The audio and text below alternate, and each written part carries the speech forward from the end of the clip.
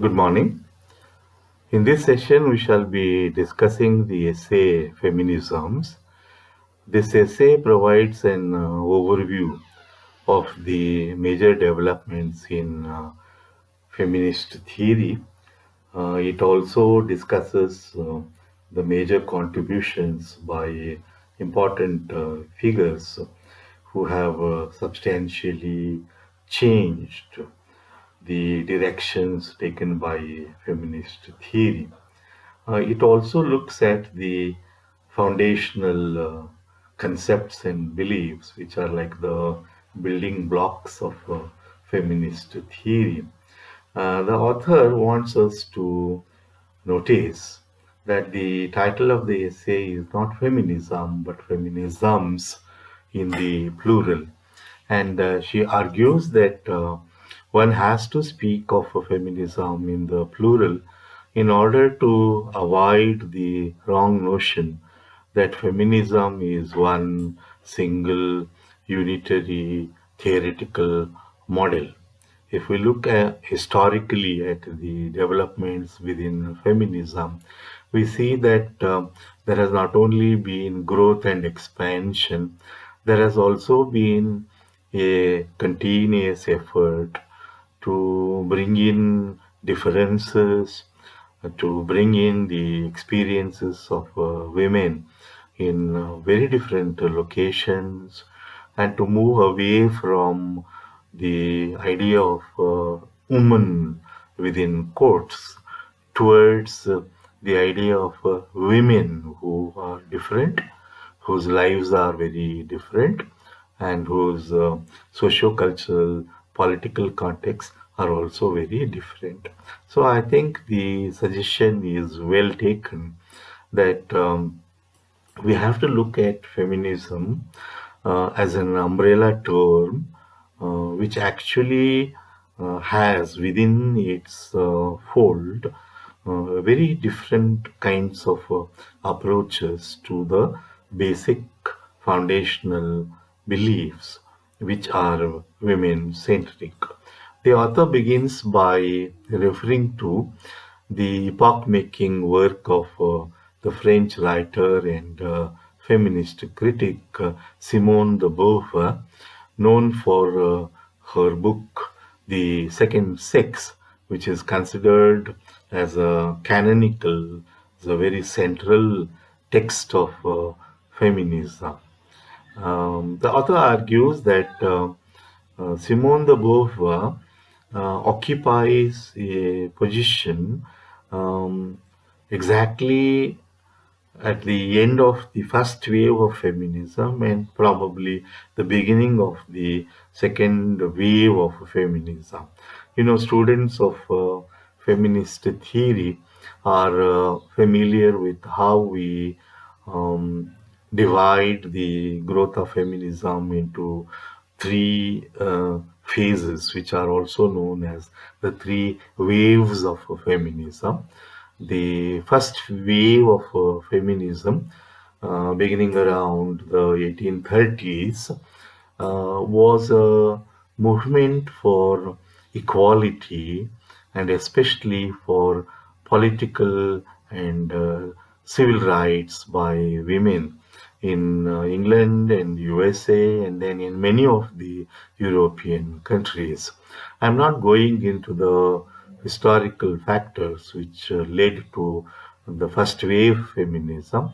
We can remember that the focus of the first wave of feminism was on seeking political rights, especially the right to vote, which was denied to women.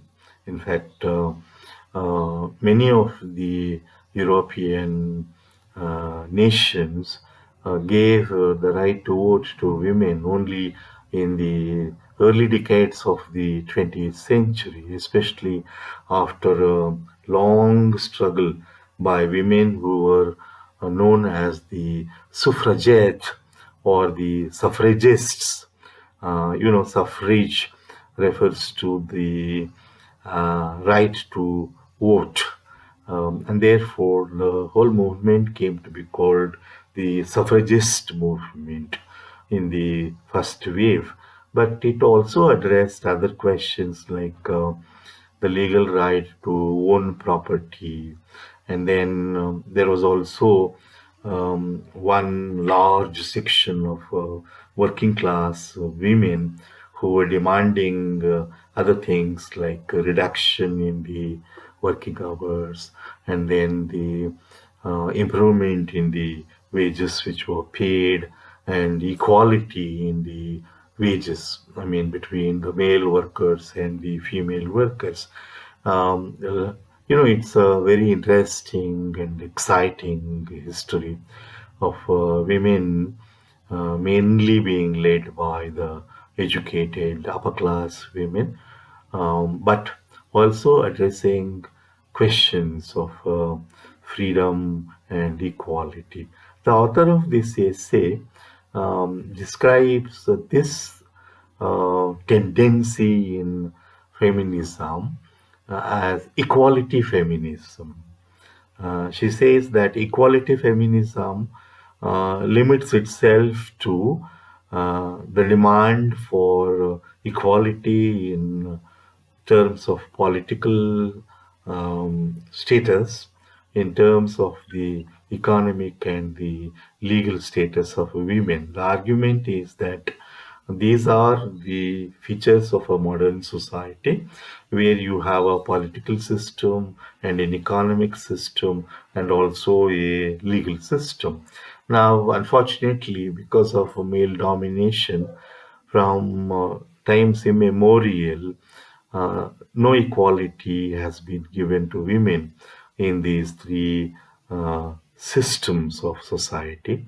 And therefore, equality feminism says that it's the men who have been usurping all power and rights in politics and in the economic field, as well as in other important aspects of society, such as literacy and education and legal issues. So there is one very strong tendency in feminisms to fight for equality. The criticism made by the author of equality feminism is equality feminism stops at a particular point. It does not make any very deep and radical questioning of whether the society itself is structured wrongly. It assumes that there is an existing system in society, and therefore we need to pressurize through our movements and writing, etc., to gain equality in the society. And the other criticism made by the author of equality feminism is that you are assuming that the end and goal of a feminist struggle should be of women becoming like men, possessing the rights which men have. And the argument of the author is somehow this ignores the distinctive nature of womanhood, and it also takes it for granted that the ideal is the male, the superior, the so-called superior male, and the struggle of women should be towards achieving the status and the position which the male has. And this equality feminism, despite the very important contribution it made towards liberation of women, has this drawback. It does not look very deeply into this question of whether the society is properly shaped at all, or is there a fundamental defect in the structuring of the society. It also does not take much cognition of the differences between men and women. Now, as opposed to equality feminism, you have another equally powerful tendency in feminism, which the author describes as essentialist. Now, essentialist has the meaning that a woman is essentially different from man. Therefore, feminist theories should understand and acknowledge that a woman is essentially different, that there is something, it's not going back to male dominant perceptions, saying that, oh, look, there are biological differences between men and women which can never be changed, and therefore there is justification for saying that men are superior to women. No, no. We are not talking about such traditional and very regressive ideas. By essentialist approach, we are talking about this deep sense that woman is different, not biologically, but uh, because of the very multiple and complex factors in a culture and in society which have made her historically very different.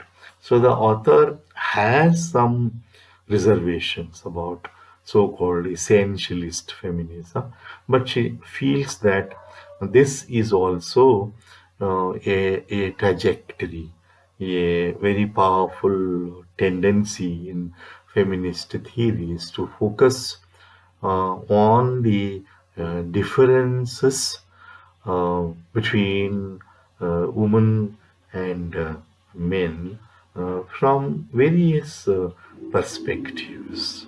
All right. So these are the two tendencies that the author uses in order to identify and sometimes categorize the developments. Now let us come back, now that we know what the first wave of feminism was, to the second wave of feminism. The author demarcates the second wave as beginning in the 1960s. And this movement was not only for equality, it was for liberation of women and autonomy of women and the freedom of women. Now, this was based on the concept that equality is not enough. One has to question the very formation of all these societies we have known. And we should also, as the second wave feminists argued strongly, accept the idea that feminine sexuality is a very unique, distinctive phenomenon in itself, and this has to be acknowledged. And then it will not do if we take it for granted that the literary tradition, the cultural tradition, and the other traditions in society are all right, and we are only asking for some space of equality in it. The second wave of feminism looks far beyond the idea of just legal and social equality. It tries to analyze the production of knowledge in society and the production of literature and culture in society in order to unravel and show and demonstrate how all these, which are usually taken to be universal, are in fact patriarchal, consciously or unconsciously. And one has to, as a feminist thinker, look deeply into these unconscious structures which have dominated over literature and art, as well as the power structures.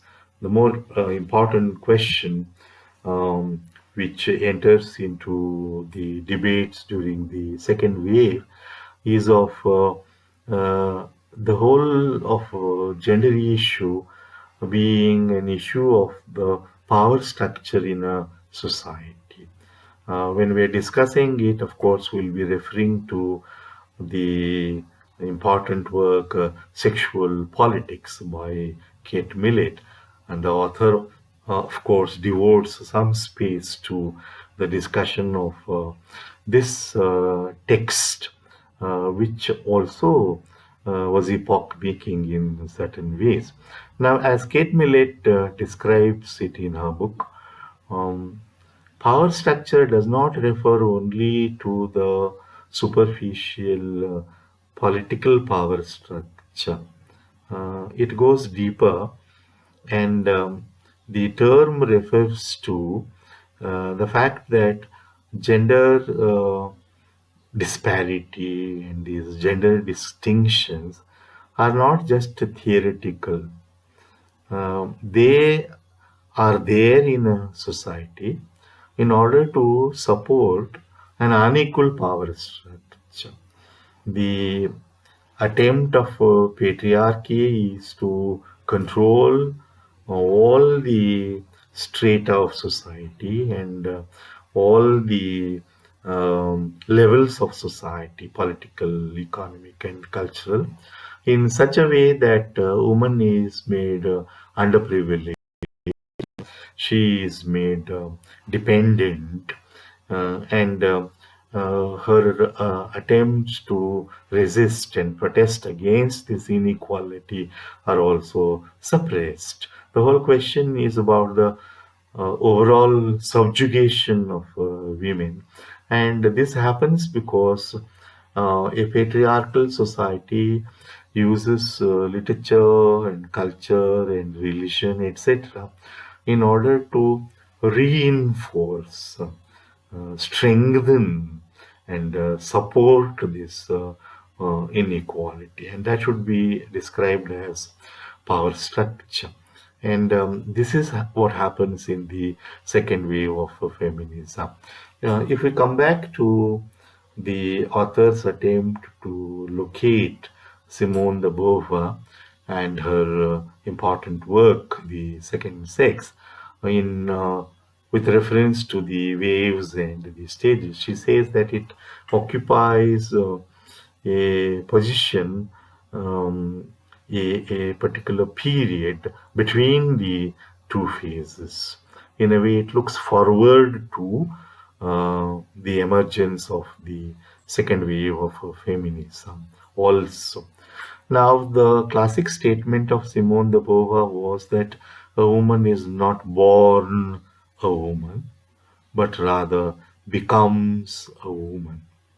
As the author says, this single statement has been so very influential that it has been the motivating principle behind developments in feminist theory. What does this statement by Simone de Beauvoir mean, that a woman is not born a woman but rather becomes a woman? Now, this takes us back to the traditional distinction made between man and woman based on the biological or the sexual differences. And feminism um, uses those two contrasting terms to talk about it. One is sex, which only refers to the physiological and the biological differences between men and women.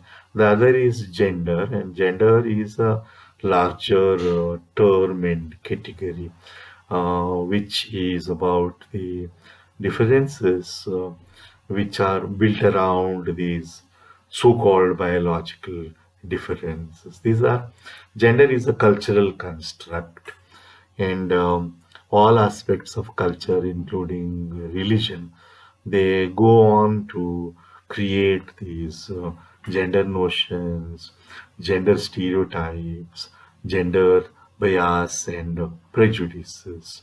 The whole attempt is to argue that it's It's the order of nature that women are weak and inferior and therefore dependent on men.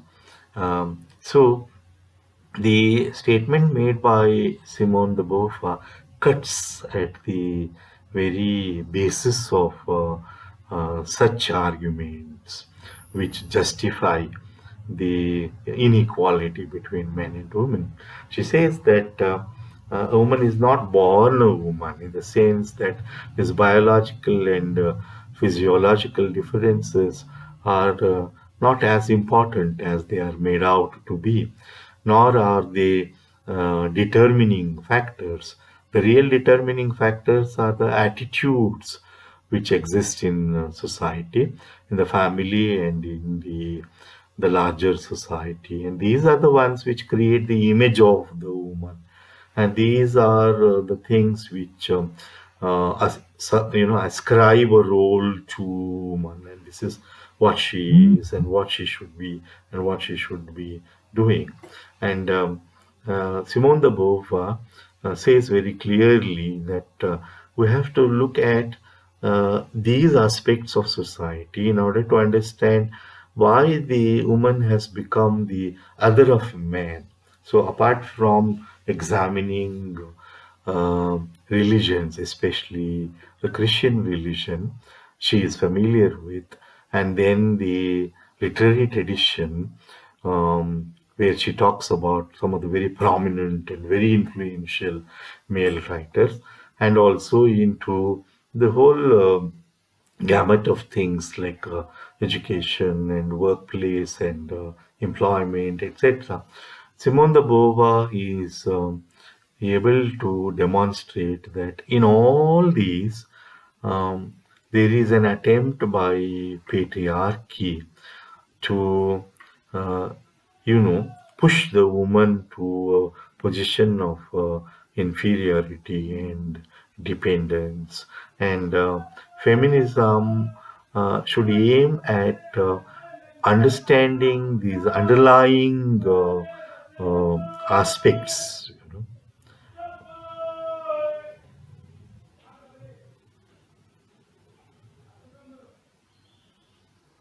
Feminism should look at these underlying aspects which shape the inequality in the societies.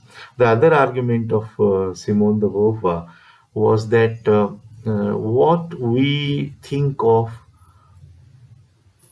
as woman is in fact the construction by patriarchy and by men.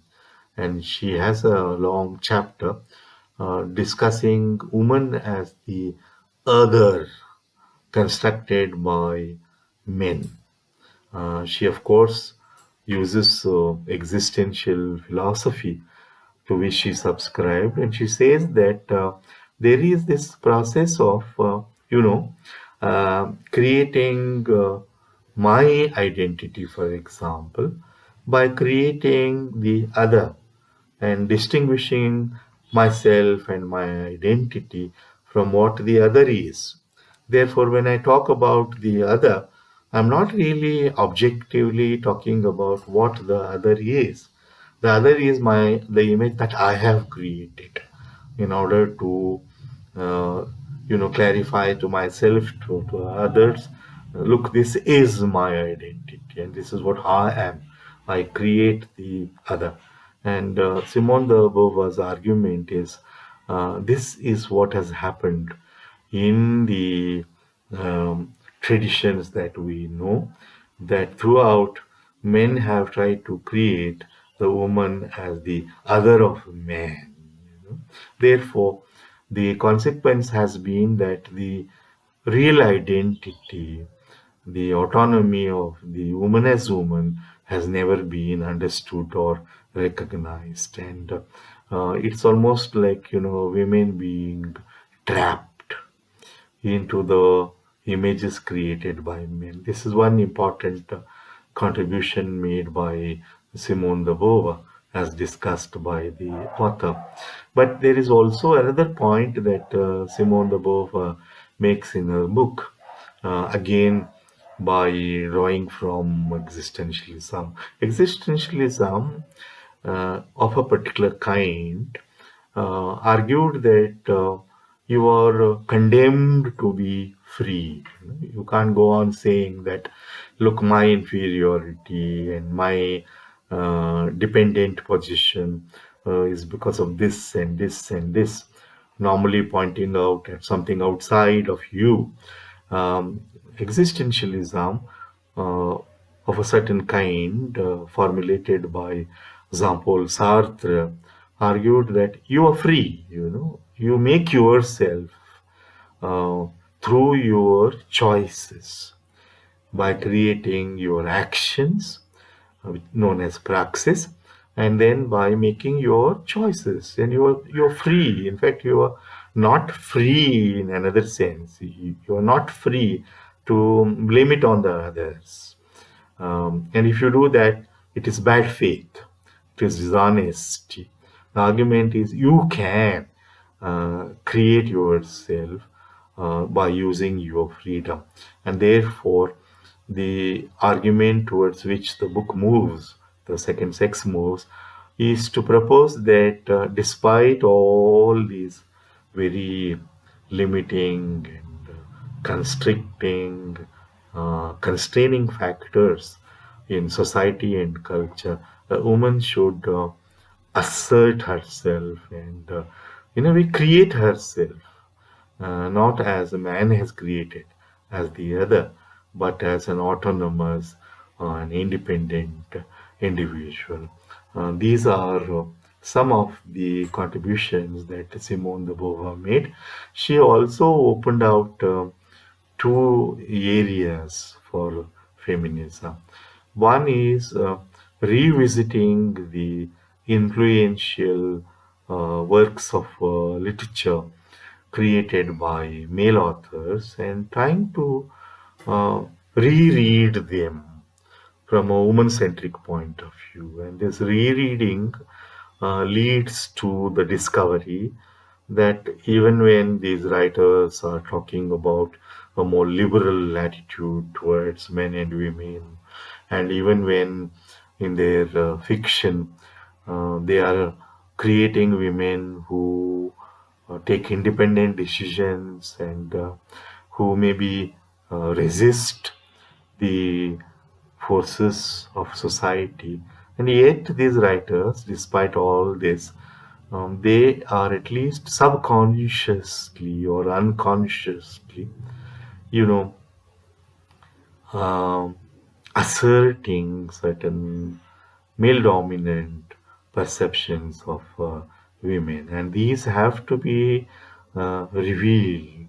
It's almost like unraveling. You take a classic, you take a very influential work by a male author, then you read it, you interpret it very closely, and without looking at what happens on the surface, you try to see whether there are these very powerful attitudes against women, suspicions about what a transgressing woman can do, etc. This is one area which led to the re-examination of the classics, the great works, the influential works by male authors. And she also pointed towards, of course, not very elaborately, but towards the possibility of women writing as women. These are the contributions of Simone de Beauvoir, recorded by the author. Welcome back to the second part of my talk on feminisms. In the previous part, I had talked about the contribution of Simone de Beauvoir, and I had also mentioned the equally important contribution made by Kate Millett through her book Sexual Politics. I'll say a few things about Kate Millett before moving on to the other ideas which are discussed in this essay.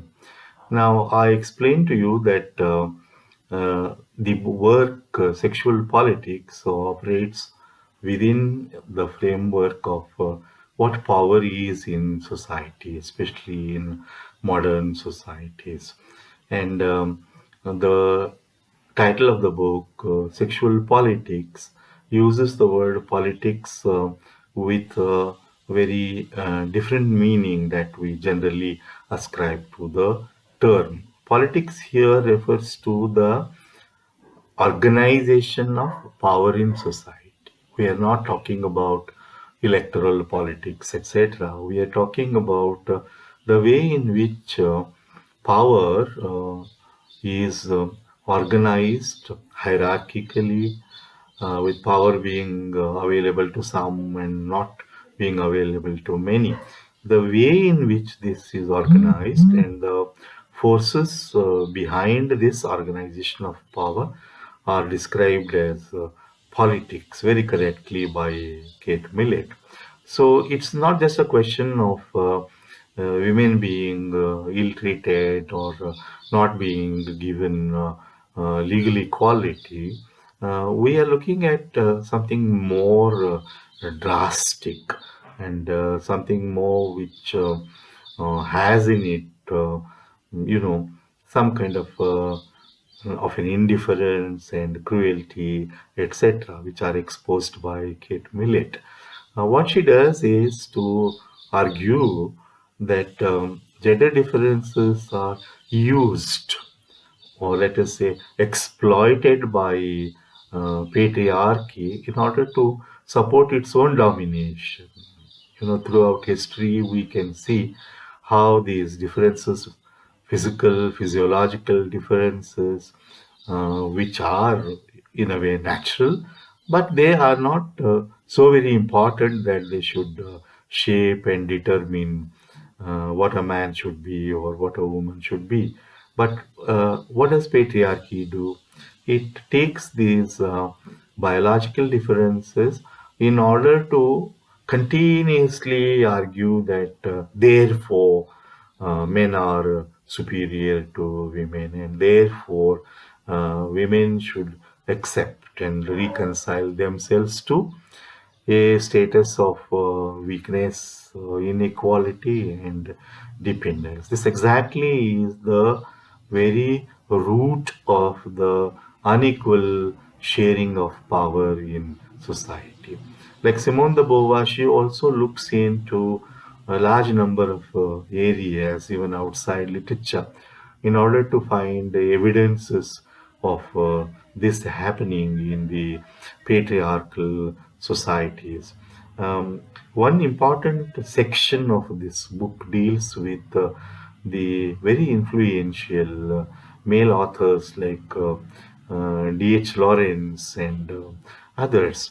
What Kate Millett does here is that she takes a woman-centric point of view and tries to reread these influential works and try to see how these works, which are so very popular, so very well received in the literary circles, are actually based on prejudices, very strong prejudices against women. For example, in a text which was also analyzed by Simone de Beauvoir, the novel Lady Chatterley's Lover by D.H. Lawrence, which was a very controversial text, which was banned and then, of course, considered as an important work of D.H. Lawrence.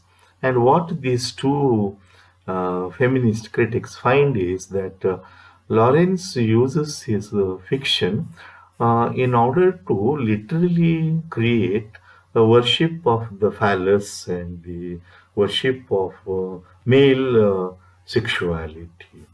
And we also see that this male sexuality is nothing but another version of masculinity as standing for power and strength. And to this extent, the sexuality of the women characters in this and other novels by Lawrence is reduced, and it is not given the place that it should occupy, even while talking about equal relationships between men and women. In a very powerful way, Lawrence is repeating the myth of male sexuality and also thereby marginalizing women in the man woman relationship.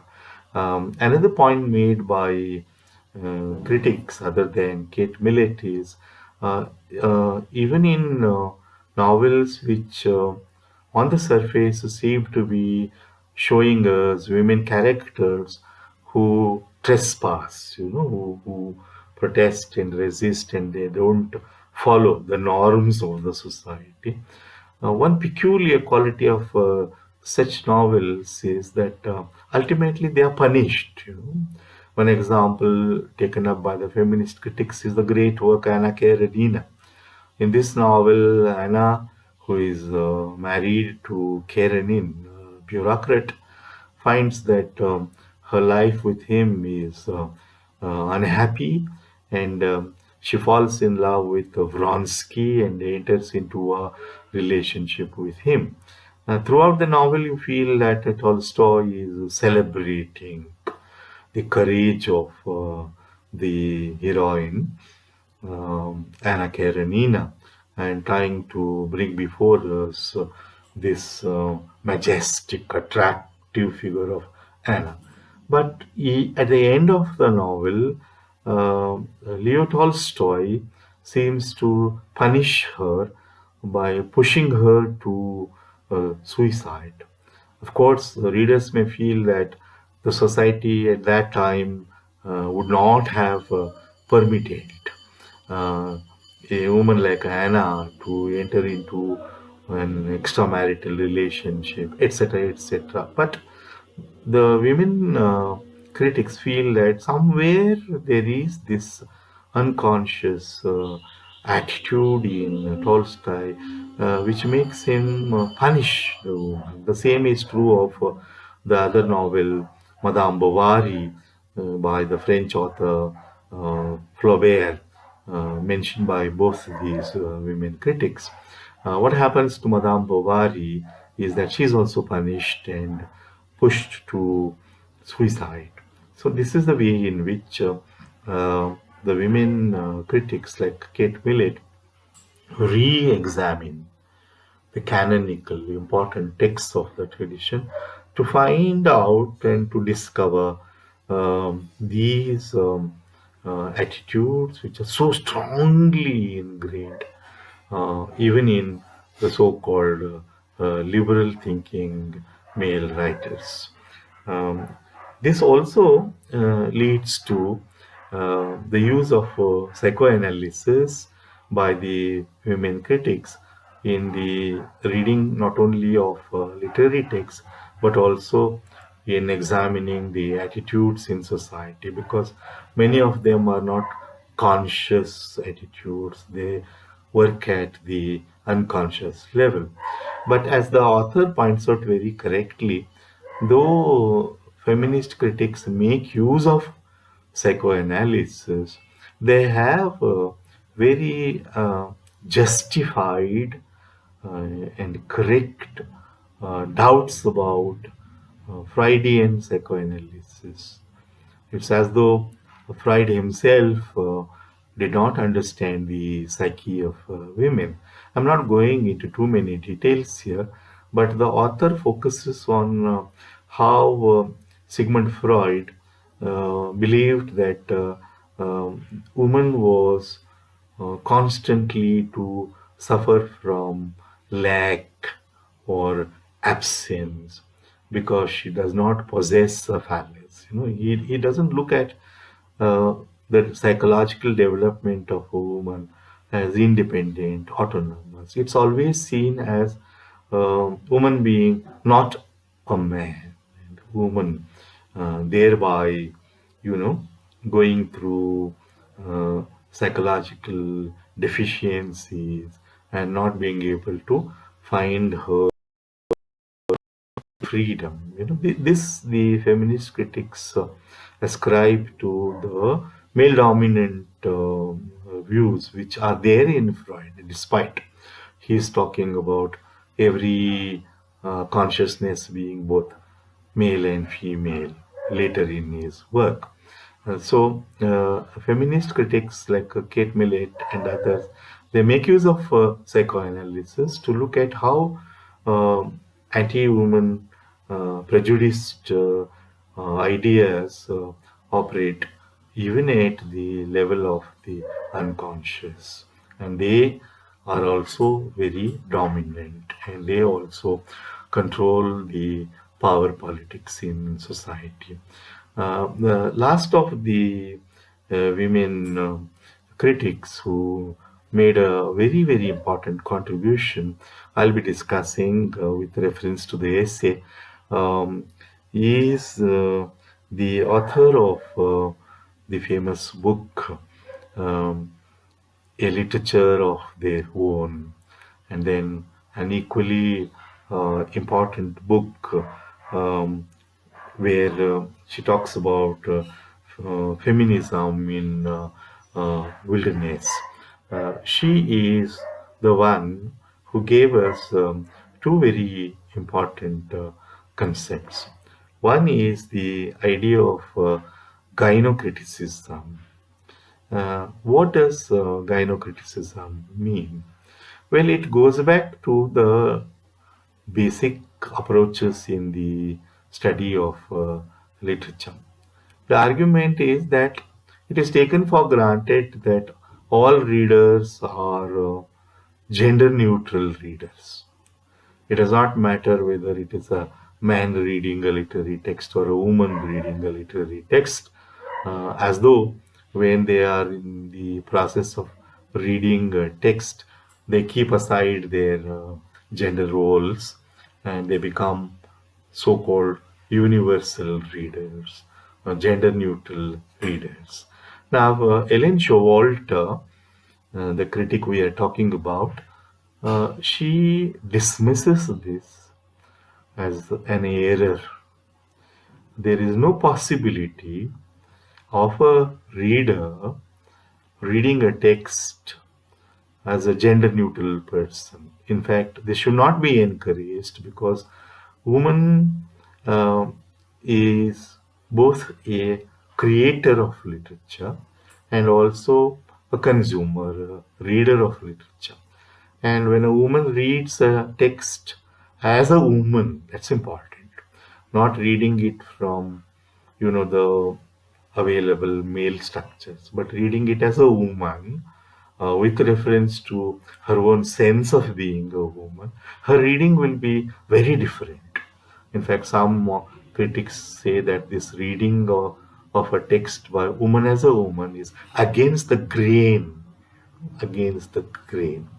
For example, a woman reading Hamlet would like to ask the question, what is the guilt of Ophelia? We understand the tragedy of Hamlet. We understand his tragic flaw, his wrong judgments, and his postponement of action, all that. But what is the guilt for which Ophelia is punished? Why is she driven to madness and then to suicide? To what extent is Hamlet responsible? To what extent are her father and brother responsible for being so repressive, for being so very authoritarian? See? Now, these questions can be raised when a woman is reading as a woman, and this is part of gynocriticism. It also means that we have to do two things. One is to discover, rediscover rather, more and more texts written by women. In feminism, this is known as the lost texts and their rediscovery. Lost texts is um, some of the important texts disappeared after their publication because of the male dominant world of criticism. Some women were humiliated into giving up writing altogether. Some of their very important texts were sort of brushed aside marginalized. So Ellen Showalter was the one who argued that we need to rediscover those texts, those lost texts, so that we can create the canon of women writing. Whenever we talk about great works, great tradition of literature, um, we don't know why it happens. It always is a list of works by male authors and women authors occupying only a very marginal position. So, women critics like Showalter argued we need to construct the canon of women writing. We have to look at how great and complex this tradition is. Those are the two things that Elaine Showalter suggested by creating this very useful term, gynocriticism. The last of the concepts I will very briefly discuss is écriture féminine. It's a French word, French phrase, which can be translated as women writing. Not writing by women, but women writing. Because it does not simply refer to writing by women authors. It says that since language is created by men, literary traditions are created by men, woman is silenced in these systems. There's very little possibility of her genuinely, authentically expressing herself in a system of language created by men and in a system of literature created by men. So, what should one do in such a context? The argument by Hélène Cixous, a French feminist, Julia Kristeva, another French post-structuralist thinker, is to argue that there is écriture féminine. There is writing which uh, subverts the male model and the male language. It is experimental, very original, very innovative, and tries to, in a way, do away with the linguistic structures and the literary structures created by men.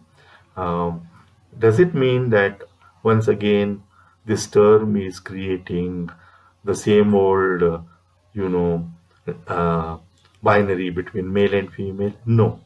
In fact, at a later stage in the discussion of écriture féminine, Kristeva and others argued that this is not closed. Écriture feminism is not closed to men.